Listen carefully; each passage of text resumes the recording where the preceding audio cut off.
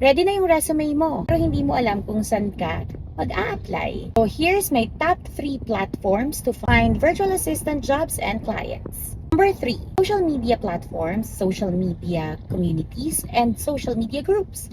May mga client po na nag-post ng kanilang for hire sa mga social media groups. However, ang competition is mas malaki kumpara sa ibang mga babanggitin ko. Number 2, freelancing platforms such as Upwork or Online Jobs PH. Ito nagpo-post ng mga for hire ang mga clients directly. Mas mababa kumpara sa social media platforms ang inyong competition. Kailangan mo lang ng outstanding resume, outstanding cover letter para mapansin ka at mabigyan ka ng chance na ma-interview ng client.